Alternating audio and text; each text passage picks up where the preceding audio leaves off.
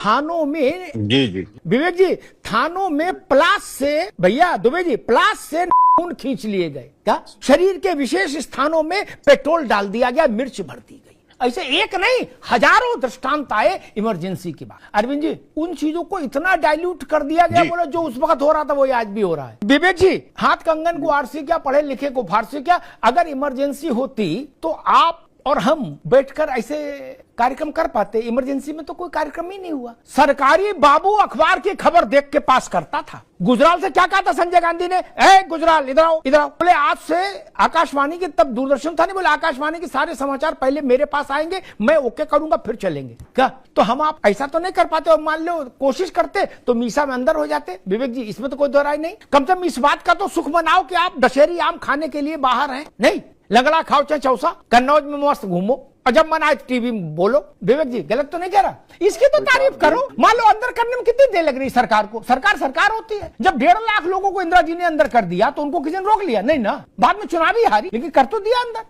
Chief justice को कोई सरकार नहीं हटाती। इंदिरा जी ने जरूर किया था कि एचआर खन्ना को सुपरसीड समेत 6 जजों को सुपरसीड करके अपने पसंद वाले को चीफ जस्टिस बना दिया था। बाकी कोई सरकार नहीं हटाती। एक तो विवेक जी को ये याद रखना होगा। दूसरी बात मैं कह रहा हूं कि इस अंतर को हमेशा समझिए। दो समूहों में, दो संगठनों में, दो हिंसा में विश्वास रखने वाले समूहों के बीच में मुठभेड़ हुई, विभत्स रूप में हिंसा हुई। ये एक विषय, ये निंदनीय विषय है, लेकिन एक विषय है।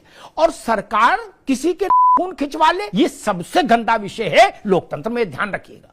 अतीक किसी की से चमड़ी उधेल कर प्रयागराज में रख गया था चौराहे पर, लेकिन कोई सरकार किसी की चमड़ी उधेल कर चौराहे पर रख देगी क्या? अतीक तो अपराधी था। सरकार अपराधी हो जाए तो डूब मरने की बात होती है। विवेक जी, आप इसलिए अच्छा बोल पा रही हैं कि ईश्वर की कृपा रही, आपके परिवार से कोई इमरजेंसी में जेल नहीं गया कन्नौज में। क्या गया होता तो 11 साल नहीं, 1100 साल नहीं भूलते, 1100 साल नहीं भूलते। बिन कासिम को भी नहीं भूला देश। 7वीं शताब्दी में आया था, 712 में, उसको भी नहीं भूले। कैसे भूल जाए? जिनके बाप मर गए तड़प तड़प के, जिनकी महतारी मर गई तड़प तड़प के, लड़के का मुंह नहीं देख पाए कि लड़का जेल मीसा में बंद है। उनसे पूछिए जाके ये गोल गोल बातें अच्छी लगती हैं क्या? आप बंद होते तो मैं पूछता, मित्र कहो मित्र कैसी कटी। इमरजेंसी में आलोचना यहां तक आई नहीं कि आप मीसा DIR में अंदर, उसके बाद मिलाई भी नहीं, ये भी समझ लो, मिलाई भी नहीं। बंदी कहां है ये नहीं पता। बंदी प्रत्यक्षीकरण याचिका लगानी पड़ती थी कि हमारे चाचा बंद हुए,